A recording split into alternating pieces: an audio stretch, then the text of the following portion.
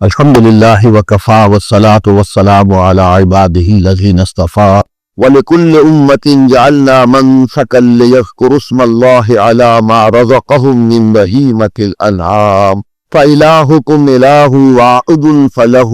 أسلموا وبشر المخبتين الذين إذا ذكر الله وجلت قلوبهم والصابرين على ما أصابهم والمقيم الصلاة ومما رزقناهم ينفقون والبدن جعلناها لكم من شعائر الله لكم فيها خير فاذكروا اسم الله عليها صواف فإذا وجبت جنوبها فكلوا منها وأطعموا القانع والمعطر كذلك سخرناها لكم لعلكم تشكرون لن ينال الله لحومها ولا دماؤها ولكن يناله التقوى منكم كذلك فطرها لكم لتكبروا الله على ما هداكم وبشر المحسنين إن الله يدافع عن الذين آمنوا إن الله لا يحب كل خوان كفور أذن للذين يقاتلون بأنهم ظلموا وإن الله على نصرهم لقدير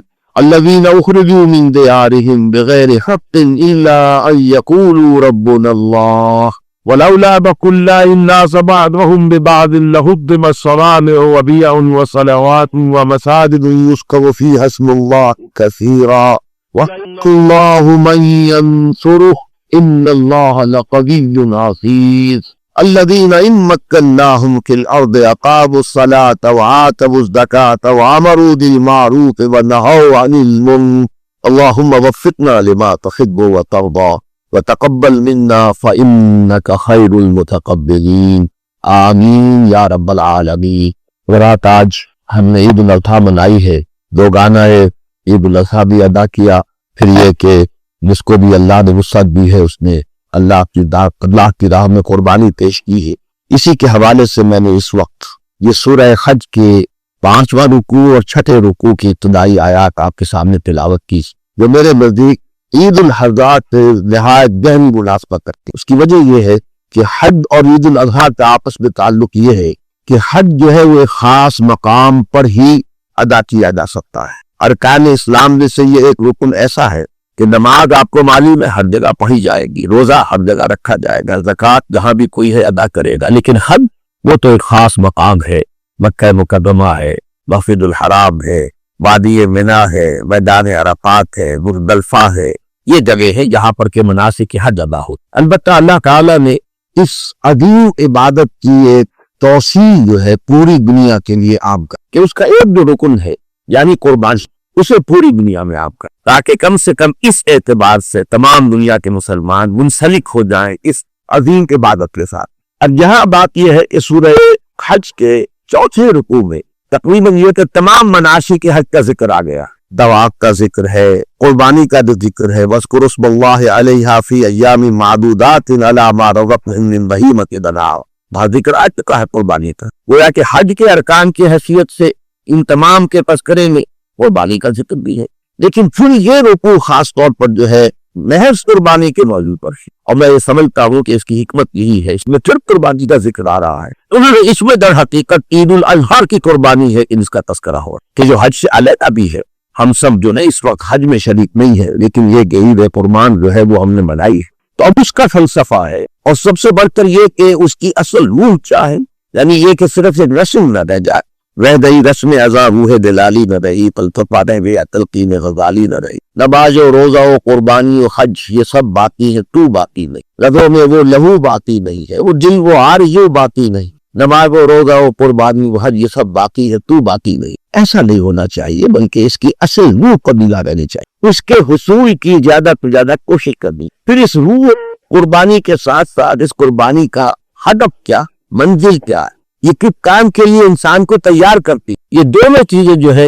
ان آیات میں جو ابھی میں نے تلاوت کی ہے سامنے آئیں گی، تو وقت تو اگرچہ ہمارے پاس محدود ہے، وہ تفصیلاً درس ان آیات کا ممکن نہیں ہے، لیکن ایک برڈ آئی ویو جسے ہم کہتے ہیں ان آیات کا ہم لیں گے تو اس سے یہ دونوں چیزیں پوری طرح انشاءاللہ واضح ہو جائے۔ فرمایا وَلِكُلِّ أُمَّةٍ جَعَلْنَا مَنْسَكًا، ہم نے ہر امت کے لیے قربانی کا ایک سلسلہ جو ہے معین کیا، جیسے ہم نے سورہ بقرہ میں جب روزے کی فرضیت آئی ہے تو وہاں بھی حوالہ دیا گیا یا ایھا الذین آمنوا کتب علیکم الصیام کما کتب علی الذین من قبلکم لعلکم تتقون، اہل ایمان تم پر بھی یہ روزہ فرض کیا جا رہا ہے بالکل ایسے جیسے کہ تم سے پہلی جو امتیں تھیں ان پر بھی فرض، یعنی یہ تو جہاں تک دین کی بنیاد اور اساس کا تعلق ہے یعنی ایمان، وہ تو ہمیشہ سے ایک ہی رہا ہے، دین اپنی حقیقت کے اعتبار سے ہمیشہ سے ایک ہے۔ شرع لکم من الدین ما وصی بہ نوحا والذی اوحینا الیک وما وصینا بہ ابراہیم وموسیٰ وعیسیٰ۔ اسی طرح عبادات میں اگر تو ان کے تفصیلی احکام مختلف ہو گئے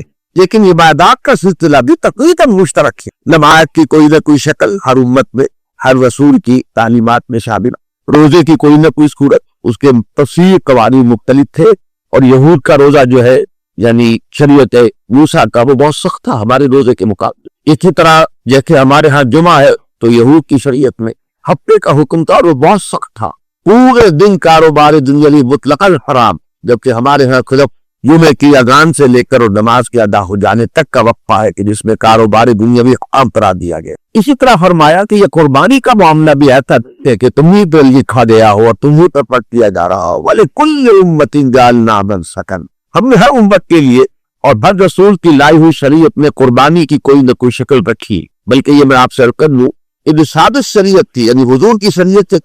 شریعت نوسری تھی، شریعت نوسری میں نماز سے بھی زیادہ زور قربانی پر تھا، یہی وجہ ہے کہ ان کی جو عبادت گاہ ہے اس کا نام ہی قربان گاہ ہے، گویا کہ قربانی جو ہے ان کے ہاں نماز سے بھی بڑھ کر، ہمارے ہاں یہ قربانی جو ہے بہت کم کر دی گئی ہے، اس کا جو معاملہ ہے اتنا نہیں رہا ہے جتنا کہ ثابت شریعت میں تھا، لیکن یہ تو اصولی اعتبار سے یہ تمام عبادات جو ہے وہ ہر رسول کی شریعت میں شامل گئی۔ وَلِكُلِّ أُمَّةٍ جَعَلْنَا مَنسَكًا لِيَذْكُرُوا اسْمَ اللَّهِ عَلَىٰ مَا رَزَقَهُم مِّن بَهِيمَةِ الْأَنْعَامِ، تاکہ لوگ اللہ کا نام لیا کرے چھڑیاں چلاتے ہوئے ان جانوروں پر، ان چوپایوں پر جو اللہ نے انہیں عطا فرمائے، یہ بھیڑیں ہیں، بکریاں ہیں، بکرے ہیں، گائے ہے، بیل ہے، اونٹ ہے، یہ سب اللہ کا عطا کرتا ہے، ثمانیت ازواج پورے نام میں فرمایا گیا، ان کا اللہ کا نام لے کر چھری چلائے، اللہ کے نام پر انہیں قربان کرے، اللہ کے نام پر جو ہے رسول بہائے۔ چنانچہ حضور کی ایک حدیث بھی ہے کہ آج کے دن عید الاضحیٰ کے بارے میں فرمایا کہ اللہ تعالیٰ کو سب سے زیادہ محبوب جو فعل ہے وہ احراق الدم، خون بہانا، یہ گویا کہ آج کے دن میں باقی تمام عبادت سے بڑھ کر فضیلت جو وہی عبادت کی ہے، احراق الدم، خون کا بہانا۔ اس حوالے سے خاص طور پر تذکرہ کیا گیا لِيَذْكُرُوا اسْمَ اللَّهِ عَلَىٰ مَا رَزَقَهُم مِّن بَهِيمَةِ الْأَنْعَامِ، تاکہ وہ نام لیا کرے اللہ کا چھریاں چلاتے ہوئے، قربان کرتے ہوئے ان چوپائے کو جو اللہ نے انہیں عطا کی۔ لیکن یہ تو ظاہری شکل ہوئی قربانی کی، آپ یہ کہہ سکتے ہیں ہم نے بکرا قربان کیا، ہو سکتا ہے آپ نے 2000 3000 4000 کر لیا، ٹھیک، اتنے روپے کی قربانی ہو گئی، اور پھر کیا ہے روح واحد تمہارا مالک تمہارا حاکم بھی الہ ہے، اب اسی کی اطاعت کرو، یہ ہے عقل روح، مگر نہ صرف خون بہا دینے سے تو کچھ حاصل نہیں ہو، یہ تو اصل میں اپنے جذبات کی قربانی دینی ہے، اپنی خواہشات کی قربانی دینی ہے، اپنی امنگوں کی قربانی دینی ہے اللہ کے راستے میں، جیسا کہ آج میں اپنے خطاب جمعہ میں کہہ کر آیا کہ یہ کیا ہے۔ حضور سے پوچھا گیا ما ہذہ الاضاحی یا رسول اللہ، اللہ کے رسول یہ کیا ہے قربانیاں جو ہم دیتے ہیں، یہ کیا ہے؟ کچھ یہ فرمایا سنت ابیکم ابراہیم، یہ تمہارے جد اجداد ابراہیم کا طریقہ ہے۔ تو ابراہیم کیسے کیسے عظیم امتحانات میں سے کامیاب ہوئے تھے، ان کی عقل و شعور کا امتحان کھاتے، شرک کے بھٹاٹوک اور ہیرے کے ماحول میں وہ پیدا ہوئے، لیکن توحید خالص تک پہنچ گئے، اپنی عقل سلیم اور فطرت سلیمہ کی رہنمائی، پھر ماحول سے ان کا ٹکراؤ ہوا ہے، جب انہوں نے بت چھوڑ دیے، چورا چورا کر دیے، وہ کھانے میں گھس کر، تو اب آپ اندازہ کیجیے بکرا میں یا بنارس میں ہندوستان میں اگر ایسا حادثہ ہو جائے کہ کیسی قیامت جو ہے واقع ہو جائے، وہ وہی ہے، تھوڑا وجوب آیا ہے حضرت ابراہیم کے اوپر، انہوں نے ڈس کر کہا یہ کیا ہے تم نے بنا رکھی ہے مور کیا، یہ نہ سنتی ہے تب بولتی ہے، نہ تمہاری باتوں کا جواب دیتی ہے، کیوں پوچھتے ہو؟ اور لوگوں کو سوائے اس کے گردن جھکائے اور کوئی جواب ان کے پاس، باپ نے گھر سے نے کہا ٹھیک ہے جا رہا ہوں، سلام علیہ استغفر لک ربی انہ کان بی حفیظ، بادشاہ کے ہاں طلبی ہو گئی، گویا کہ عزم اور ہمت اور استقامت کا امتحان قدم قدم پر ہو رہا ہے، پہلے عقل اور شعور کا امتحان تھا کہ خدائے واحد کو پہچانو تو صحیح، الہکم الہ واحد، اس کو پہچانو تو صحیح، کہاں تمہاری نگاہیں الجھ گئی ہیں ستاروں میں اور چاند میں اور سورج میں اور بتوں میں، اور یہ کہ ایک عتبۃ نمرود جو بادشاہ تھا وہ بھی خدائی کا دعوے دار تھا، جیسے خرائن رسل تھے خدائی کے دعوے دار تھے، انا ربکم الاعلی کا دعویٰ تھا، فرعون کا ایسے ہی، نمارد نمرود نمرود اصل میں عراق کے بادشاہوں کا لقب تھا، جیسے کہ مصر کے بادشاہوں کا لقب فرائنا، یہ نماردہ تھے۔ تبادیہ یمن کے بادشاہ تبادیہ، تو نمارے اس وقت خدائی کے ڈیوائن وائس آف کنگز تو ہماری دوڑ کر چلے آئے ہیں۔ تو فرینچ ریولوشن سے پہلے تک کی بات جو تھی، ڈیوائن رائٹ آف کنگز، بادشاہوں کے حقوق خدائی حقوق، جو حق خدا کا ذل اللہ السلطان جل اللہ ہے کنگ، تو بادشاہ بھی ہوتا تو اللہ کا چھایا ہوتا۔ یہ ساری چیزیں دنیا میں تھی، لیکن یہ کہ بادشاہ کے بعد میں کھڑے ہو کر ڈنکے کی چوٹ کہا ہے کہ تو خدائی کا مدعی ہے۔ میں اس رب کو مانتا ہوں جو سورج کو نکالتا ہے مشرق سے، اگر تجھ سے کہے تیرا بھی کوئی اختیار ہے تو مغرب سے نکال کر دکھا، فبہت الذی کفر، تو وہ کافر مدہیت ہو کر رہ گیا، ششتر ہو کر رہ گیا، اس کے پاس کوئی جواب نہیں تھا۔ تو طاقت کا جواب ایک ہی ہوتا ہے، اسے کٹی کر دو، مار دو، جلائے اسے، آگ کا علائے بنا ڈالو اس کے اندر سے۔ اب یہ امتحان آیا اپنی زندگی کا امتحان، عقل و شعور کا امتحان، صبر و ثبات اور استقامت اور عزمی اور ہمت کا اس امتحان، اور اب جان کا امتحان۔ اور وہ خطر کود پڑا آتش نمرود میں، عشق عقل ہے محض تماشائے لب بام، ابھی کود پڑی۔ یہ دوسری بات ہے، اللہ نے اسے گل و گلزار بنا دیا، یا نارو پوری بدن و سلام علی ابراہیم۔ رسولوں کے بعد میں اللہ کی سنت یہ رہی ہے کہ جب قوم ان کی جان کے درپے ہو جاتی تھی تو انہیں ہجرت کی اجازت نہیں تھی۔ قال ای مہاجر الی ربی سیہدین، اچھا ٹھیک ہے میں اپنے رب کی راہ میں ہجرت کرتا ہوں، وطن کو چھوڑتا ہوں۔ وطن کو خیر بات کا، یہ موجودہ عراق ہے اصل میں، تو جو وطن تھا حضرت ابراہیم کا، اور شہر تھا جنوبی عراق کے علاقے کے اندر جہاں یہ صدر مملکت تھا نمرود کا، جہاں یہ پیدا ہوا۔ اس کے بعد ساری زندگی ان کی گزری ہے مہاجرت میں، آج شام میں ہے، کل فلسطین میں ہے، پرسوں شرق اردن میں ہے، پھر کبھی مصر میں ہے، کبھی حجاز میں ہے، مراکز بنا دیے ہیں۔ یہ تو دعوت توحید کے مراکز، کہیں اپنے بھتیجے کو بٹھا دیا حضرت لوط کو علیہ السلام امورا اور صدوم کی بستیوں میں، کہیں حضرت اسماعیل کو جا کر آباد کر دیا، کہیں حضرت اسحاق کو بٹھا دیا۔ لیکن یہ ہے کہ آخری امتحان جو آیا ہے وہ سب سے کڑا تھا۔ 87 برس کی عمر میں اللہ سے دعائیں مانگ مانگ کر ایک بیٹا لیا، میرے بعد میرے اس مشن کا کون وارث ہوگا؟ اللہ تعالیٰ نے بیٹا عطا فرمایا، رب ہب لی من الصالحین فبشرناہ بغلام حلیم، ایک بہت ہی صاحب حلم بیٹے کی ہم نے بشارت دی۔ فلما بلغ معہ السعی، اور جب صورت یہ ہوئی کہ بیٹا 13 برس کا ہو گیا، گویا کہ باجو بن گیا باغ کا، بلغ معہ السعی، ان کے ساتھ بھاگ داؤ کے قابل ہو گیا، زندگی کے معاملات میں ہاتھ بٹانے کے قابل ہو گئے۔ تو بنی انی ارا فی المنام انی اذبحک فانظر ماذا تری، بیٹے میں تو دیکھ رہا ہوں خواب میں، اور مسلسل دیکھ رہا ہوں وہ 3 دن سے کہ میں تمہیں ذبح کر رہا ہوں، اور نبی کا خواب وہی ہوتا ہے، گویا کہ اللہ کا حکم ہے کہ تمہیں ذبح کرو۔ 100 برس کی عمر ہے، 100 برس کا بوڑھا اور 13 برس کا نوجوان، اور اس کو اللہ کے حکم سے نوجوان بھی غلام الحلیم کہا گیا ہے۔ یا ابت افعل ما تؤمر ستجدنی انشاءاللہ من الصابرین، ابا جان کر گزر کا آپ کو حکم ہو رہا ہے، کب کرنے والوں میں پائی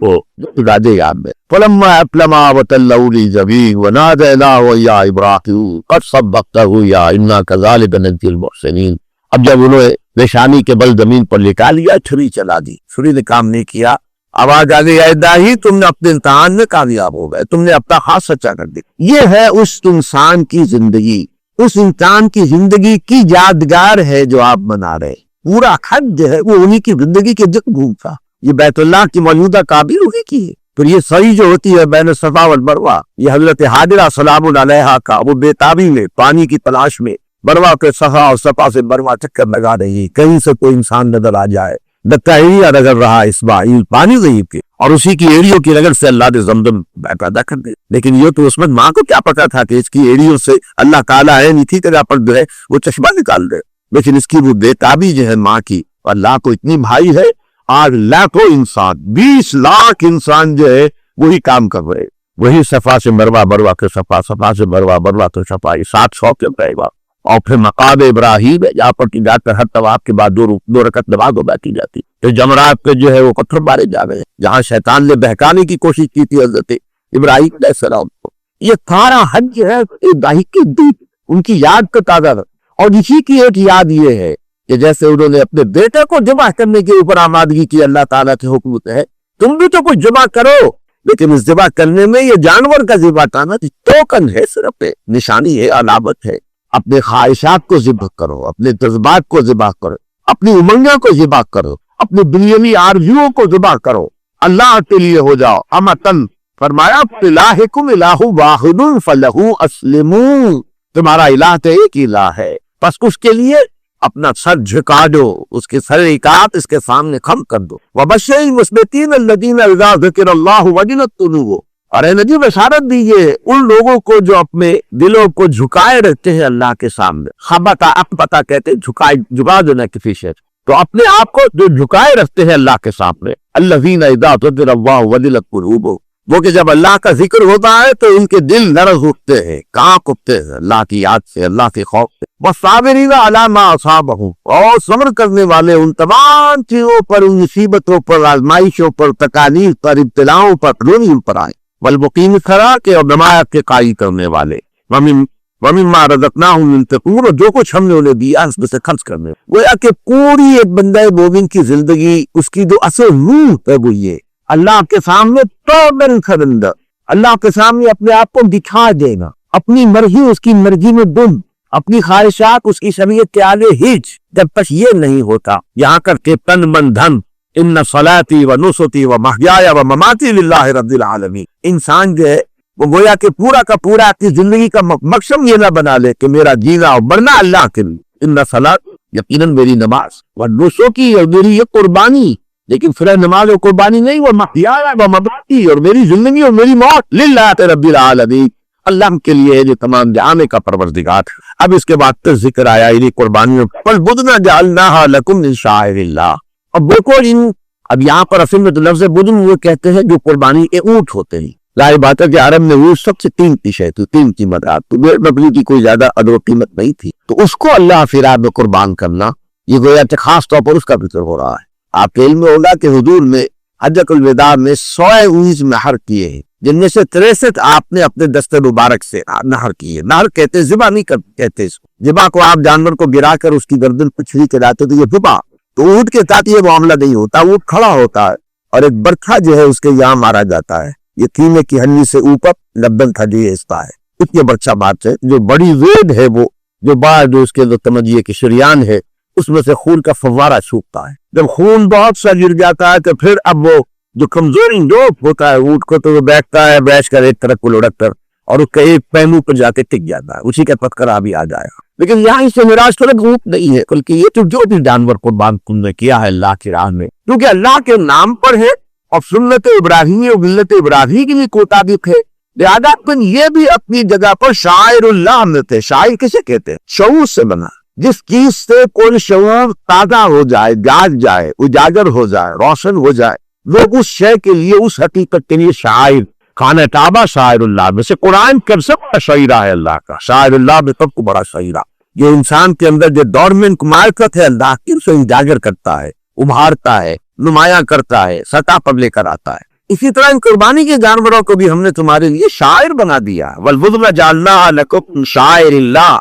لَكُمْ فِيهَا خَيْرٌ، تمہارے لیے اس میں خیر ہے۔ وَاسْمُ اللَّهِ عَلَيْهَا ثَوَابٌ، تو لو اللہ کا نام ان پر، یعنی ان اونٹوں پہ بچہ چلاتے ہوئے اللہ کا نام لو، ثواب کے لیے قطار میں کھڑے کر کے۔ یہ نقشہ ہے اصل میں جو حجۃ الوداع کا معاملہ ہے کہ 100 اونٹ کھڑے تھے ایک قطار میں، اور روایات میں یہ آتا ہے، اور بہرحال ہم چونکہ اصولی طور پر یہ جانتے ہیں کہ اللہ تعالیٰ نے حیوانات کو بھی شعور عطا کیا ہے، یہاں تک کہ جمادات کو بھی شعور عطا کیا، سوکھی لکڑی کو بھی شعور عطا کیا۔ تو وہ اونٹ جو ہے ان کے بارے میں روایات کی یہ آتا ہے کہ بجائے اس کے کہ جب کہ ایک اونٹ نہر کیا جا رہا تھا دوسرا بھٹکتا، وہی کھڑا ہے، اور بلکہ اس کے آگے بڑھ کر اپنی گردن جو پیش کر رہا ہے محمد رسول اللہ صلی اللہ علیہ وسلم۔ یہ اپنی ایک بات ہے، اور یہ یقیناً فلسفی کو منکر حناناس، اب ہوا سے انبیاء بیگاناس۔ حنانا جو ہے وہ در حقیقت کیا تھا؟ آپ جا کے ہیں جب حجے گئے ہیں، عمرے پر گئے ہیں، ایک سکون حنانا ہے بطور نبی کے اندر، وہ کیا ہے؟ کسی کی یادگار ہے کہ مسجد میں نبی جب ابتدا میں بنی کوئی لمبت تو تھا بھی،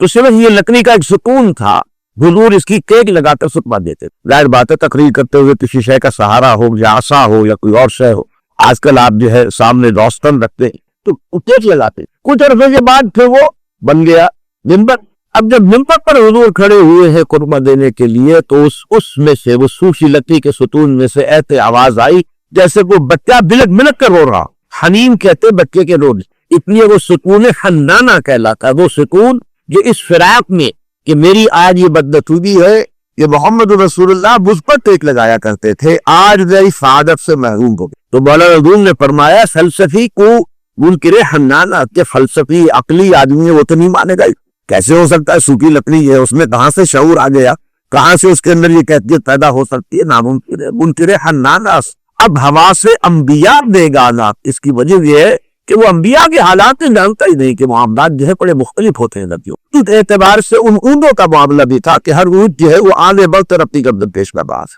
تو فرمایا قُسْمُ اللَّهِ عَلَيْهَا سَوَاءً فَإِذَا وَجَمَتْ جُنُوبُهَا، جب اتنا خون بہ جائے کہ وہ کمزوری کی وجہ سے ایک طرف کو لڑک جائے، کُلُوا مِنْهَا وَأَطْعِمُوا الْقَانِعَ وَالْمُعْتَرَّ، تو اب کھاؤ اس میں سے، اس کے گوشت کو، اس کو پھر ذبح کیا جاتا ہے تو اس کا گوشت بنایا جاتا ہے، کھاؤ گوشت کو تم بھی ان بھی۔ اور یہ کہ جو بھی اور ہے قانع بھی معتر بھی، قانع وہ ہے جو بھوک کی وجہ سے بیٹھے ہوئے تو ہیں، مضبحی تو ہیں لیکن ہاتھ پھیلانے کے لیے باہر نہیں نکلے ہوئے، انہیں تو خود تلاش کیا کرو۔ کون ہے ایسے حاجت مند کہ جو باعزت ہیں، ان کے اندر عزت نفس ہے، وہ ماننے کے لیے قابل نہیں آتے ہیں۔ لا یسألون الناس الحافا، جیسے سورہ بقرہ میں فرمایا گیا، وہ ڈپٹ کر لوگوں سے نہیں سوال کرتے تھے کہ زبردستی ان سے کچھ نہ کچھ نکلوانے، نہیں، وہ اپنی عزت نفس کو لے کر بیٹھے رہتے۔ یہ ہے قانع، اور معتر وہ ہے جو مسترد ہو کر نکل آئے اور مان رہے۔ اور یہ نوٹ کر لیجیے اصل میں کہ اس قربانی کے معاملے میں ایک خاص طور پر دیکھیں پہلے رکوع میں دیا آیا ہے، فَكُلُوا مِنْهَا وَأَطْعِمُوا الْبَائِسَ الْفَقِيرَ، کھاؤ اور جو بھی ان میں فقراء ہے وہ ہمارا ان کو بھی کھانا کھلاؤ، ان میں گوشت بات دو۔ تو اس کا سبب اصل میں یہ ہے کہ یہ قربانی جو ہے اس جگہ کے رہنے والوں کا سب سے بڑا ذریعہ معاش تھی، کیونکہ یہ خانہ کعبہ تو اس وادی میں تھا جس میں کوئی چیز پیدا ہوئی تھی، لِبَادٌ غَيْرُ ذِي زَرْعٍ، کوئی زراعت وہاں تھی نہیں، کوئی شے اگتی نہیں تھی، گھاس کا تنکا تک نہیں تھا، اور وہاں تو یہی تھا کہ اس حج کو اللہ نے ذریعہ بنایا۔ لوگ آتے تھے دور دراز سے، تو ہر جگہ کے میوے چلے آ رہے ہیں، کوئی کہاں سے آ رہا ہے، دماغ کا میوہ لے کر آ رہا ہے، یجبا الیہ ثمرات کل شیء، ہر طرح کے میوے جو ہے اس زمین کی طرف پیچھے چلے آ رہے ہیں۔ آج بھی آپ کو ہر وقت ہر دنیا کے کونے کا ہر پھل مل جائے گا مکہ مکرمہ میں، جب چاہیے جائے، یجبا الیہ ثمرات کل شیء، اس کی طرف کھینچے چلے آتے ہیں ہر شے کے جو ثمرات پھل۔ پھر یہ کہ پھر اس کی وجہ سے دل بھیڑیں بکریاں پالتے تھے، یہ ہے کہ ان کا سیزن لگتا تھا کہ حاجی آتے سے کوئی اچھے دام دے کے خریدتے تھے، ان کے لیے ذریعہ معاش بنا۔ پھر حاجی بھی ظاہر نہ آتا کہ وہ سب کچھ جو ہے وہ سارا خود طریق کرتے، تو یہ لوگ گوشت کھاتے جی تھے اور اس کو سکھا کر رکھتے تھے اپنے پاس، اور وہ ان کے لیے گویا کہ توشہ بن کا تھا پورے سال بطل کر۔ اس لیے فرمایا فَكُلُوا مِنْهَا وَأَطْعِمُوا الْقَانِعَ وَالْمُعْتَرَّ كَذَلِكَ سَخَّرْنَاهَا لَكُمْ لَعَلَّكُمْ تَشْكُرُونَ، اسی طرح ہم نے ان چوپایوں کو تمہارے لیے مسخر کر دیا ہے تاکہ تم شکر بجا لاؤ اللہ تعالیٰ کا۔ لیکن پھر دیکھیے جیسے پہلی آیت آئی تھی، ہم نے قربانی کا معاملہ ہر امت پر لادن کی، لیکن اس کے بعد اصل کیا تھی؟ فَإِلَٰهُكُمْ إِلَٰهٌ وَاحِدٌ فَلَهُ أَسْلِمُوا وَبَشِّرِ الْمُخْبِتِينَ الَّذِينَ إِذَا ذُكِرَ اللَّهُ وَجِلَتْ قُلُوبُهُمْ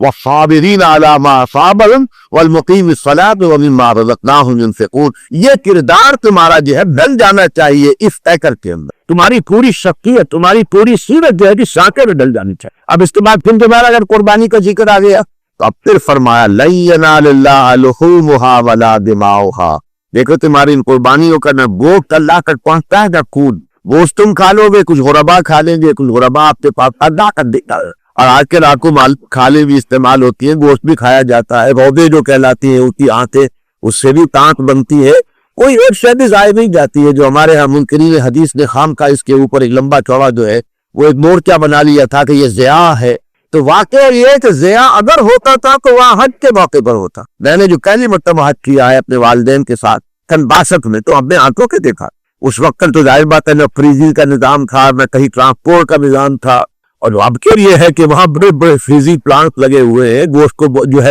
بالکل پوری طریقے سے جو ہے محفوظ کر لیا جاتا ہے۔ پھر جاتا ہے تمام یہ افغان جہاد کے دوران میں گوشت آتا رہا، جہاز بھر بھر کے جو ہے قربانی کا گوشت جو ہے یہ افغان مجاہدین کے لیے، مہاجرین کے لیے آتا رہا۔ لیکن یہ ہے کہ واقعتاً اس زمانے میں وہاں پر قربانی کا گوشت جو ہے وہ یقیناً ضائع ہوتا تھا، لیکن یہاں پر قربانی کا گوشت کبھی ہم نے ضائع ہوتے نہیں دیکھا۔ جبکہ غلام احمد پرویز بھی وہاں کی قربانی کا قائل تھا، یہاں کی قربانی کا قائل نہیں تھا۔ یہ ممکن حدیث میں وہ کہتے ہیں کہ قربانی حج کی تو ثابت ہے، یہ یہاں کی ثابت نہیں۔ اسی لیے میں نے آج پہلے نقطہ یہ کیا تھا کہ سورہ حج میں چھ رکوع میں جہاں مناسک کے حج کا ذکر ہے، طواف کا ذکر ہے، وہاں بھی قربانی کا ذکر آ چکا۔ 5ویں رکوع میں دوبارہ آ رہا، یہ اصل میں دوبارہ در حقیقت کسی عید الاضحیٰ کے لیے کہ اس رکن کو اللہ تعالیٰ نے پوری دنیا کے مسلمانوں تک پہنچا دیا ہے کہ کم سے کم آپ طواف نہیں کر سکتے، آپ عرفہ نہیں ہے وہاں پہ آپ ثابت حاصل ہو سکی، لیکن یہ کہ یہ پولیس کے اندر شریک ہو جاؤ۔ تو بہرحال اس وقت یہ اندر پڑے یہ مبتدئین حدیث کا خواب کا ایک شوشہ ہے، ورنہ کوئی شہر جو ہے وہ قربانی کے جانوروں کی گائے نہیں ہو تو کب استعمال دیتی. لیکن یہ کہ اللہ پہ پہنچنے والی چیز نہ ان کا پھول ہے نہ ان کا گوشت ہے. وَلَا فِي يَنَالُهُ التَّقْوَىٰ بھی. اب یہ روح ہے تقویٰ ہے جس کا منظر وہ تھا جو آیت میں نے پڑھی پھر دہرائی. وَبَشِّرِ الْمُخْبِتِينَ الَّذِينَ إِذَا ذُكِرَ اللَّهُ وَجِلَتْ قُلُوبُهُمْ وَالصَّابِرِينَ عَلَىٰ مَا أَصَابَهُمْ وَالْمُقِيمِي الصَّلَاةَ وَمِمَّا رَزَقْنَاهُمْ يُنْفِقُونَ. اس پوری شخصیت کی ایسے روح کیا ہے؟ روح تقویٰ ہے، اللہ کا ڈر، اللہ کی باس پوس کا احساس، اس کے حضور میں کھڑے ہونے سے دل کا لرز جانا کہ وہ ڈرتے رہتے ہیں. وَأَمَّا مَنْ خَافَ مَقَامَ رَبِّهِ وَنَهَى النَّفْسَ عَنِ الْهَوَىٰ. وہ کہ جتنے جو ڈرتا رہا اپنے رب کے حضور میں کھڑے ہونے سے کہ ایک دن کھڑے ہونا ہوگا اور جواب دہی کرنی ہو، اور اسی کی وجہ سے جو اس نے اپنی خواہش سے نفس کو ہو کے رکھا، تھامے رکھا، اپنے نفس کو برائیوں سے گوش کر رکھا. تو فرمایا لَن يَنَالَ اللَّهَ اللُّحُومَهَا وَلَا دِمَاؤُهَا وَلَٰكِن يَنَالُهُ مِنكُمْ كَذَٰلِكَ فَكَّرَهَا لَكُمْ لِتُكَبِّرُوا اللَّهَ عَلَىٰ مَا هَدَاكُمْ. اور اسی طرح اللہ تعالیٰ نے ان قربانی کے جانوروں کو تمہارے لیے مسخر کر دیا ہے تاکہ تم وَكَذَٰلِكَ فَكَّرَهَا لَكُمْ لِتُكَبِّرُوا اللَّهَ عَلَىٰ مَا هَدَاكُمْ. تاکہ تم اللہ کی تکبیر کرو اس ہدایت کر سے جو اس نے تمہیں عطا کی. اور لوگ کیجئے تکبیر کے دو معنی. تکبیر کے معنی اللہ اکبر کہنا بھی ہے. جب آپ نے کہا اللہ اکبر یہ تکبیر ہے، آپ نے اعلان کیا کہ اللہ سب سے بڑا ہے. چنانچہ آپ نے دیکھا کہ کیونکہ سورہ بقرہ میں جہاں روزے کا رمضان کا ذکر ہے اس کے بعد بھی یتکبر اللہ علی ما ہداکم، اور یہاں بھی یتکبر اللہ علی ما ہداکم. تو اس پر عمل کی ابتدائی شکل یہ ہے کہ عیدین کی نماز کے لیے جاتے آتے تکبیریں پڑھنا مسنون ہے. اللہ اکبر لا الہ الا اللہ واللہ اکبر وللہ الحمد. 4 مرتبہ اس میں تکبیر آئی ہے. ایک مرتبہ جب آپ کی پوری دہراتے عبارت جاتے ہوئے بھی پڑھو آتے ہوئے بھی پڑھو. اور جو دوگانہ عید ہے چاہے وہ عید الفطر ہے اور چاہے عید الاضحیٰ ہے اس میں 6 تکبیرات کی ادا کی. 3 تکبیریں جو ہے پہلی رکعت میں ہوتی ہے سورہ فاتحہ سے پہلے، اور 3 تکبیریں ہوتی ہے دوسری رکعت میں رکوع سے قبل. 6 تکبیرات گیا. لیکن یہ تکبیر کی ابتدائی شکل ہے. تکبیر کی جیسے کہ جانور کا قربان کر دینا، در حقیقت یہ علامت ہو اس شے کی کہ تم قربان کرو اپنے خواہشات کو، اپنے جذبات کو، اپنی امنگات کو، اور سب کے جو ہے قربان کرتے اللہ کی راہ میں لگاؤ. ان صلاتی و نسکی و محیای و مماتی للہ رب العالمین. اسی طرح یہ تکبیر جو ہے اللہ اکبر کہنا، یہ بھی علامت ہے کس بات کی؟ اللہ کی تکبیر کرو، یعنی اللہ کو باب بناؤ اس دنیا کے اندر، اس کی بڑائی منواؤ، اس کی بڑائی تسلیم کراؤ، اس کا قانون بالا ترین ہو، اس کا حکم سب سے اونچا ہو، اس کا کلمہ بلند ترین ہو جائے.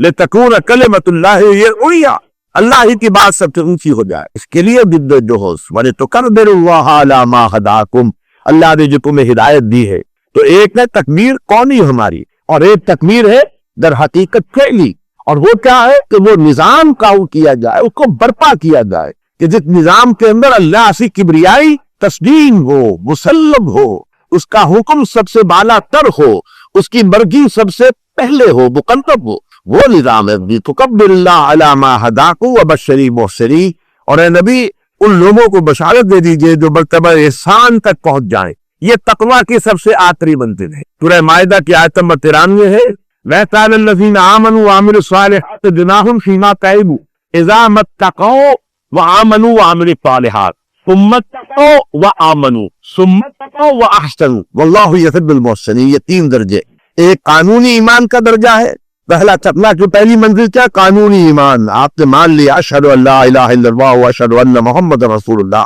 اور یہ کہ آپ نے اس کے تمام احکام کے تسلیم کر لیا. آمنت باللہ کما ہوا باسمائہ وصفاتہ وقبلت جمیع احکامہ اقرار باللسان وتصدیق بالقلب. خواب کہتا اور ارکان اسلام کی پابندی کا عہد کر لیا. یہ پہلا ایمان. سمت تقو، پھر ہر تقنا رہا وآمنوا، اور ایمان لا. یہ ہے وہ ایمان جو یقین قلبی والا ایمان ہے، دل میں راسخ ہو جانے والا ایمان، جو کہ دل مزین ہو جائے، منور ہو جائے جمبور ایمان تک. یہ دوسری منزل. تیسری منزل ہے چلو درجہ احسان پر فائز ہو جانا، جس کے بارے میں حدیث میں آیا ان تعبد اللہ کانک تراہ فإن لم تکن تراہ فإنہ یراک، یا ان تعمل للہ کانک تکن تراہ فإنہ یراک. اللہ سے بندگی کرو اور اللہ کے لیے بھاگدار اور بونے کو مشقت کرو. کی کیفیت تو گویا کہ تم اسے دیکھ رہے ہو اپنی آنکھوں سے، اور اگر یہ نہیں تو کم سے کم یہ کیفیت تو حاصل ہو جائے کہ تمہیں یہ چیز مستعمر رہے ہر وقت اللہ مجھے دیکھ رہا. یہ ہے در حقیقت بشری محسنین. اب اس کے بعد یہ تکبیر رب کے ضمن میں ایک تقدیر ہے جو ہم نے بھی آج پڑھی ہے، او پڑھی ہے، آپ نے بھی پڑھی ہے، سب نے پڑھی ہے، لیکن یہ کہ یا بساط افلاک میں تکبیر مسلسل یا خاک کی آغاز میں تسبیح و مناجات، جس پہ در حقیقت زمین و آسمان کا فرق ہے. یہ مسلک مردان فلادا خدا مس اور وہ مسلک مذہب اللہ جمادات و نباتات. تیرا زبان تو سبحان اللہ کہنا اور اللہ اکبر کہنا اور تسبیح کرتے رہنا، تو فقط اللہ اللہ اللہ، یہ ملا کا مذہب ہے. مجاہدین کا مدن کیا ہے؟ وہ سب کی جو واقعی بندہ مومن ہے وہ تو وسعت افلاک میں تکبیر مسلسل، اللہ کی تکبیر ہو رہی ہے آفاق کے اندر، اللہ کی بڑائی کا جڑورا ٹھیکا جا رہا، ڈنڈا بجایا جا رہا، اور بالفعل زمین کے اوپر اللہ کی حکومت تاری. اس حکومت کے قیام کے سلسلے میں ایک بہت بڑی قربانی پہلے پیش کرنی ہوتی ہے، پھر اگلی آیات میں آپ کو سناؤں گا. میں نے کیا کہ قربانی جذبات کی بھی ہے، خواہشات کی بھی ہے، امنگوں کی بھی ہے، ولولوں کی بھی ہے، جان کی بھی ہے، اولاد کی بھی ہے. حضرت ابراہیم اپنی جان قربان کرنے کے لیے تیار ہو گئے تھے تو آپ نے پوچھے تھے، اور اپنے بیٹے کو جمع کرنے کے لیے تیار ہو گئے تھے جب اسماعیل کی گردن پر چھری چلا دی. اپنی اور اپنی اولاد کی جان کو قربان کرنے کے لیے تیار ہوئے. اس کے بعد یہ ہے کہ ایسے لوگ مل جل کر ایک جماعت بنے، کہتے تکبیر جو ہے بانٹ رکھے پر تکبیر، اللہ کی کبریائی کا اعلان آفاق میں یا وسعت افلاک میں تکبیر مسلسل، اور واقعتاً اللہ تو جان کو قائم کرنے کے لیے قوت قرار ہو جائے. یہاں پر آ کر ایک اور بہت بڑی قربانی دیتی ہے دلی پڑتی ہوا انا اپنی قربان، میں زیادہ جاننے والا، زیادہ بڑا عالم، میں زیادہ متقی، میں اس سے بڑا ہوں. حضرت ابراہیم کے والد نے بھی کو سوچا ہوگا نا کہ میں باپ ہوں، یہ میرا بیٹا ہے، اور یہ مجھ سے کہہ رہا ہے کہ میری پیروی کرو. یا مت قبضاتنی من العلم ما اللہ سے فقدنی غادے کا فراق السلیہ. اب جان میرے پاس وہ علم آیا ہے جو آپ کے پاس نہیں آیا تھا، بس میری پیروی کی ہے، آپ کو کرنی پڑے گی میری پیروی، اور میں آپ کو راستہ بتاؤں گا سیدھا کون سا، میرے پیچھے کہیے. اب یہاں گویا کہ اونتی گنگا بہ رہی ہے کہ باپ سن بیٹا کہہ رہا ہے کہ میرے پیچھے کرو، لیکن یہاں تو چلنا پڑے گا جب تک اس انا کو بار نہ دیا جائے. وہ انا جو ہے سب سے بڑی رکاوٹ، سب سے بڑا بت جو ہے اعجاب المرء بنفسہ، میں تو کر، وہ چھوٹا ہے، وہ کمتر ہے مجھ سے، وہ اپنی دولت میں مجھ سے کم ہے، اپنی حیثیت میں مجھ سے کم ہے، وہ دنیا میں کامیابیوں کے اعتبار سے مجھ سے کم ہے، میں کیوں اس کی بات ماننے کے لیے تیار. اس انا کی ورطہ قربانی نہیں دیتے جماعت نہیں بنتی. جماعت نہیں بنتی تو اقامت دین کے لیے اور اعلاء کلمت اللہ کے لیے کوئی اجتماعی جدوجہد ممکن نہیں. لیکن جب یہ جماعت بن جائے، اور جیسا کہ حضور کی جماعت محمد الرسول اللہ والذین معہ، یہ ٹائٹل ہے محمد کی جماعت کا صلی اللہ علیہ وسلم. اللہ کے رسول محمد ان کے ساتھ ہیں صحابہ کرام رضوان اللہ تعالی علیہم اجمعین، جنہوں نے حضور سے بات کی تھی. بایانا رسول اللہ صلی اللہ علیہ وسلم علی السمع والطاعۃ فی العسر والیسر والمنشط والمکرہ وعلی عطرۃ علینا لا نلاؤ الامر له ان نقول بالحق عندما كنا یا نخاف فی اللہ نوبۃ العین. ہم تو بھول گئے کہ بیعت میں کوئی چیز ہوتی ہے، زیادہ پیری مریدی کی بیعت یاد رہ گئی ہے. یہ بیعت تو جماعت تھی جو حضور نے لی کو صحابہ سے. حضرت عبادہ بن ثابت فرما رہے ہم نے بیعت کی تھی اللہ کے رسول سے، آپ کا ہر حکم سنے گے ارمانے میں، چاہے مشکل ہو چاہے آسان ہو، چاہے ہماری طریت آمادہ ہو چاہے ہمیں اپنی کنیتوں پر جبر کرنا پڑے، چاہے آگ کسی اور کو ہمیں چھوڑ کر کسی اور کو امیر بنا دے، دوسروں کو ہم پر ترجیح دے دیں، اور جسے بھی آپ امیر بنائیں گے ان سے جھگڑے میں ان کا بھی کہنا سنیں گے اور مانیں گے. البتہ ہماری رائے جو ہوگی حق جسے سمجھیں گے ضرور بیان کریں گے، اور صرف اس خوف سے کہ لوگ ہنسیں گے کہ اس نے کیا بات کہہ دی، وہ ملامت کرنے والوں کے ملامت کے در سے اپنی زبان بند نہیں کریں گے. اجتماعی زندگی کی امر ہوئی شورا بینہ، پچھلا ہمارا درس اتوار کا جو تھا کہ وہ اجتماعی زندگی کا ایک لازمی حصہ یہ ہے کہ باہمی مشاورت کے ساتھ معاملہ لے کے چلا جائے. یہ تاریخ جو ہے اب اس کا 8ویں مرحلہ بیان ہو رہا ہے. فرمایا ان اللہ یدافع عن الذین آمنوا، جب ایک ایسی جماعت تیار ہو جاتی ہے تو اللہ کا یہ وعدہ ہے یقیناً اللہ مدافعت کرے گا، مدد کرے گا ان لوگوں کی جو ایمان لائے. ان اللہ یدافع عن الذین آمنوا ان اللہ لا یحب کل خوان کفور. اللہ تعالیٰ کو خیانت کرنے والے، ناکفی کرنے والے پر تو نہیں ہے. یہ دنیا میں اقتدار کیوں ہوتا ہے خیانت کرنے والوں کے پاس؟ اس لیے کہ دیانت دام بیٹھے رہتے ہیں گھروں کے اندر، اپنی اپنی چھوٹی کی دنیا بنائی ہوئی ہے، اپنا کاروبار، اپنی دکان، اپنا پروفیشن، اپنا مسئلہ. بس جب یہ دیانت دام اور بیٹھے رہیں گے، جمع نہیں ہوں گے، طاقت نہیں بنے گے، اور ان بدیانتوں اور خائنوں کے ساتھ کر نہیں مول لیں گے، تو یہی خائن جو ہے اور یہی بدبخت جو ہے انہی کی حکومتیں ہوں. لیکن اللہ فرماتا ہے ہمیں یہ خائن پسند تو نہیں ہے، ہمیں یہ لوگ خیانت کرنے والے اور ناچنے لوگ پسند نہیں ہے. لیکن کیا کریں، ہمارے میدان میں آتے ہی نہیں، وہ باطل کو چیلنج کرنے کی ہمت بھی نہیں کرتے. اول تو بھائی نہیں، آگ ہی اول تو پیدا ہو نہیں کرتی، کہیں اور ہو جائے تو مر جاتی ہے یا رہتی ہے خام. جہاں تو دلوں میں یہ جذبہ ابھرتا ہی نہیں، ابھرتا ہے تو تھوڑی دیر کے لیے کوئی تقریر سنی، کوئی درس سنا، کوئی جذبہ دل کے اندر پیدا ہوا، گھر پہنچنے کا ختم ہوا، پھر وہی دھندا، وہی کاروبار، وہی دکان، وہی دفتر، وہی اپنی فیکٹری، وہی اپنا پروفیشن، کلینک ہے، کچھ اور ہے وہی۔ اس لیے فرمایا کہ یہ تو در حقیقت جب وہ جماعت تیار ہو جاتی ہے تو ظاہر بات ہے اللہ کی مدد اب ان کی پشت پناہ ہوگی۔ اللہ یبعث الذین آمنوا ان اللہ لا یحب کل قوان کفور، ان ناٹکروں اور کھاؤنوں کو اللہ پسند نہیں کرتا۔ ان کے ہاتھ میں تو اتنی رہتی ہے حکومت یا اقتدار کہ جو لوگ ہے طالب لوگ ہیں، جو لوگ کے دیانتدار میں، جو لوگ کے اللہ تعالیٰ کی طرف سے اپنی جو بھی امانت اللہ نے دی ہے ان کا لحاظ کرنے والے ہیں، وہ میدان میں آتے ہی نہیں، وہ جمع ہوتے ہی نہیں، وہ اپنی جگہ پر اپنی اصلی نفی اپنا راز بنائے رکھتے ہیں۔ لہذا فرمایا ان اللہ یدافع عن الذین آمنوا ان اللہ لا یحب کل خوان کفور للذین یقاتلون بانہم ظلم وان اللہ علی نصرہم لقدیر۔ اب یہاں کو اس نے اجازت دی گئی، یہ کھیل مجہول ہے، اس کو نوٹ کر لیجئے کہ وہ تقدیر اور رب کی جدوجہد ہو رہی تھی 12 برس تک، بلکہ سارے 12 برس تک مکے میں حکم یہ تھا کہ اے مسلمانوں، اگر تم پر تشدد ہو، انہیں ستایا جائے، انہیں مارا جائے، یہاں تک کہ تمہیں زندہ آگ میں جلانے کی کوشش کی جائے، تمہیں انگاروں پر بھونا جائے، تب بھی تم ہاتھ نہیں اٹھاؤ گے، کوئی جوابی کارروائی نہیں کرو، کفو ایدیکم، اپنے ہاتھ بندے رکھو، تمہارے ہاتھ نہیں اٹھے۔ یہ بہت اہم مرحلہ ہے، یہ انقلابی جدوجہد جو حضور کی تھی، میری کتاب ہے منہج انقلاب نبوی، اس میں تفصیل سے میں نے اس مرحلے پر بحث کی، اور یہ فتنۃ مرحلہ 12 برس تک حکم یہ تھا کہ کوئی جوابی کارروائی، no retaliation whatsoever, no raising offense, even in self defense، اپنے ہاتھ کو بچانے کے لیے بھی ہاتھ نہیں اٹھانا۔ لیکن اس کے بعد ہجرت کے بعد اب انہیں کہا گیا اب تمہارے بھی ہاتھ کھول دیے گئے، اب تم جواب دو، عید کا جواب کھو کے دو، قاتلوا فی سبیل اللہ الذین یقاتلونکم، اور جنگ پڑے اللہ کی راہ میں ان سے جو تم پر جنگ کر رہے ہیں۔ وہ ہے یہ آیت للذین یقاتلون۔ یہ آیت در حقیقت حضور کی انقلابی جدوجہد میں 5ویں مرحلے کے، بلکہ چاکو مرحلے کے 5ویں مرحلے میں داخل ہونے کی علامت۔ پہلا مرحلہ دعوت، دوسرا مرحلہ تنظیم، تیسرا مرحلہ تزکیہ، چوتھا جو ان تینوں کے ساتھ چلتا رہا ثمر محض، کوئی جوابی کارروائی نہیں، پرسیکیوشن without any retaliation۔ اب آیا 5واں مرحلہ، یہ ہے اب ایکٹیو ریزسٹنس، چیلنج کرو، آگے بڑھو، مادشہ درویشی درفاد دمادم زن، وہ 4 مرحلے جو ہے وہ تو اتمال یہ ایک دوسرے میں جمع کر دیے، بانشہ درویشی درفاد دمادم زن، مکے میں ذل ہو رہا تھا، درویشی ہے، آپ کے جالی دے گیا تب بھی آپ خاموش ہے، اسے دعا دے رہے اللہ اس کو ہدایت دے۔ کسی نے کوئی اور کام کیا تو جلے پتھر مارا، ٹھیک ہے، اللہ سے دعا کر دے۔ لیکن یہ کہ اور مرحلہ آ رہا ہے، وہ درویشی کا دور اب ختم ہو گیا،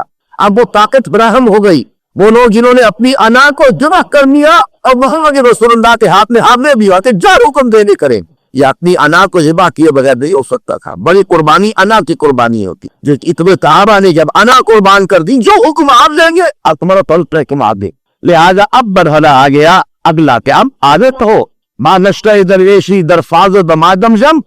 پختہ سنی خود رائے برخلطنت جم زن، جب تیار ہو جاؤ، میچور ہو جاؤ، پختہ ہو جاؤ، تو اب اپنے آپ کو سلطنت جم پر دے مارو، ٹکراؤ اپنے آپ کو۔ یہ ٹکراؤ ہے جو مدینے میں آ کر شروع ہوا ہے، اس کے لیے یہ آیت ہے اذن للذین یقاتلون بانہم ظلم، ان لوگوں کو آج اجازت دی گئی جن پر جنگ مسلط کی گئی ہے، یقاتلون بھی اس کی اطراعت ہے، جو قتل کر رہے قتال کر رہے اللہ کی راہ، اس لیے کہ ان پر ظلم کیا گیا۔ وَإِنَّ اللَّهَ عَلَىٰ نَصْرِهِمْ لَقَدِيرٌ، اور یقیناً اللہ ان کی نصرت پر قادر ہے، اللہ ان کی مدد کرے گا، اللہ ان کے پشت پناہ ہو۔ الَّذِينَ أُخْرِجُوا مِن دِيَارِهِمْ بِغَيْرِ حَقٍّ، یہ لوگ، یہ مہاجرین جو اپنے گھروں سے نکال دیے گئے ناحق، الا یقولوا ربنا اللہ، سوائے سے جرم کہ ان کا کوئی جرم نہیں تھا، یہ انہوں نے کہا ہمارا رب اللہ، فَإِلَٰهُكُمْ إِلَٰهٌ وَاحِدٌ فَلَهُ أَسْلِمُوا وَبَشِّرِ الْمُخْبِتِينَ۔ یہ جرم تھا، اور کے جرم تھا، نہ انہوں نے چوری کی تھی، نہ ڈاٹا ڈالا تھا، نہ کوئی بدکاری کی تھی، معاذ اللہ ثم معاذ اللہ ثم معاذ اللہ،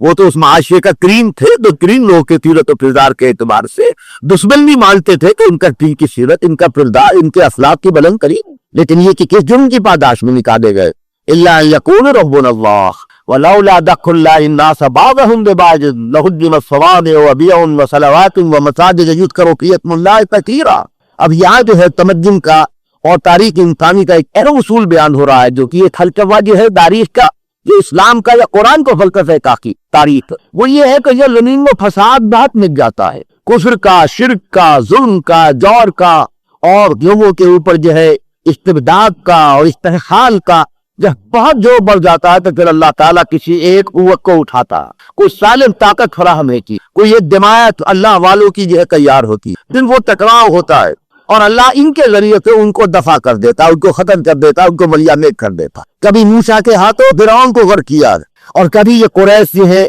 उनको 70 सरदार जो है वो मैदान बद्र में मुसलमानों के हाथों या फरिश्तों के हाथों बरवा दिए गए। लेकिन ये अल्लाह की सुन्नत है। अगर ऐसा ना होता, वक्तल बवक्तल सफाई में होती रहती तो फिर तो ये दुनिया जो है खाक से भर जाती। दुनिया में हर जगह जोर दौड़ होता, कहीं देखो भलाई की शक्ल ही ना होती। फरमाया लौला दखुल्लाहि नास बादहुम बिबादिन, अगर अल्लाह ताला ये ना करता रहता कि कुछ लोगों के जरिए से कुछ लोगों को दूर कर दे, नीस्तो नाबूद कर दे, नसीब मनसिया कर दे, मरियामेग कर दे, अगर ऐसा ना होता न हुत्तम सवाब रबियम बसलवात, तो फिर ये तमाम सौमे और ये तमाम कमीसे और ये तमाम जो सलौता कहलाता है सिनेगॉग, ये यहूदियों की को जी समझिए कि नमाज़गाह है, और ये कि मखाजिद जिसमें कि अल्लाह का नाम लिया जाता है कसरत के साथ, जो सब के सब मुनहरिर कर दिए जाते। यानी मजहब का तो दुनिया में कहीं नामा निशान न रहता। अब यहाँ उन तमाम का भी जो अपने अपने वक्त के अंदर जो उम्मतें थे ना, हुजूर के आने से पहले हजरत ईसा ही है जो रसूल थे,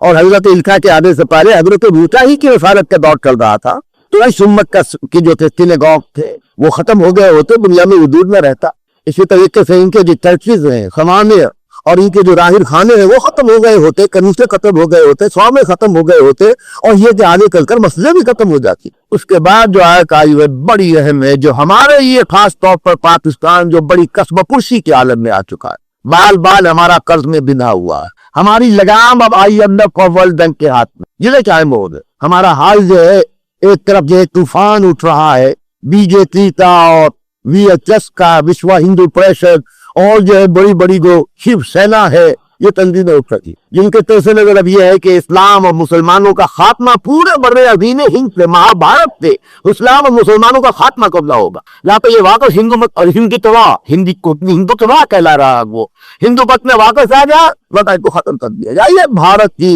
ये जो महाभारत की 71 सरजमीन है, इसमें ये नदी फ्लो है, इनको खत्म किया था। उधर सो इतराई का तूफान अरबों के ऊपर इसी तरीके से जो है वो तूफान के मानी दे खंजर है जो आलम अरब के सीने के अंदर तमस हुआ है। इन हालात के वाक़या ये है कि ये अभी अल्फाज जो आ रहे हैं, अल्लाह की अल्लाह मदद करेगा उनकी जो उसकी मदद करेंगे। वाक़या ये है, एक मरतबा हमारे यहाँ इज्तिमा था और हमारे सैयद मुजफ्फर हुसैन नबवी साहब आए हुए थे आज़ाद कश्मीर से। उन्होंने फिर जुमे में जब खिताब किया था तो बड़ी प्यारी बात उन्होंने कही थी कि अल्लाह ताला की मुसरत को हासिल करने का यकीनी जरिया कौन सा, अल्लाह की नुसरत जरूर हमें हासिल हो, इसका जरिया क्या? फरमाया तुम अल्लाह की नुसरत करो, अल्लाह की नुसरत लाजिम हासिल करो। तुम अल्लाह को पीठ दिखाओ, तुम अल्लाह के बागियों से दोस्तियां डांटो, तुम अल्लाह के दुश्मनों की पनाह तलब करो। अमेरिका करवा दे, टेंटल करवा दे, खला करवा दे, ये करवा दे, वो करवा दे, UNO करवा दे,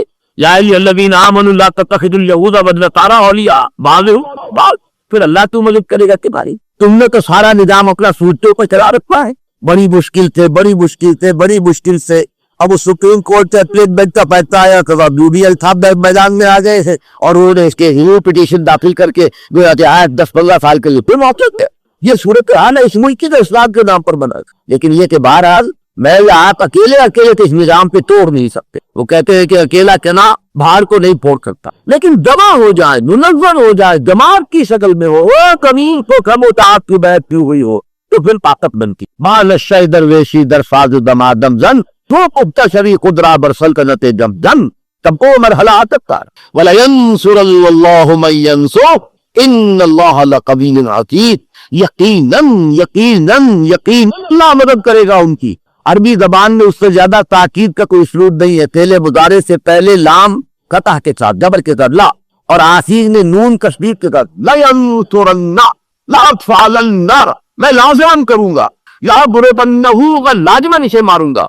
लाक़ुलन्ना ये कहा था हाबीर, क्या भी ये कहा था हाबीर के लाक़ुलन्ना, मैं लाजिमन तुम्हें कत्ल कर दूंगा। ये गोया कि ताकीब का सबसे ज्यादा बड़ा सीगा जो है वो यही है, वला यंसुरन्नल्लाहु मन यंसुर, और यकीनन अल्लाह मदद करेगा उनकी जो उसकी मदद करते। कमर कटियत है, कमर बसबा हो जाए, ان صلاتی و نسکی و محیایا و مماتی للہ رب العالمین کہہ کرے کمر کس لے. ان اللہ لقوی عزیز، یقیناً اللہ قوی ہے، طاقت والا ہے، قوت والا ہے، عزیز ہے، زبردست ہے، اس کے آگے تو کسی اور میں اختیار نہیں ہے. تو جس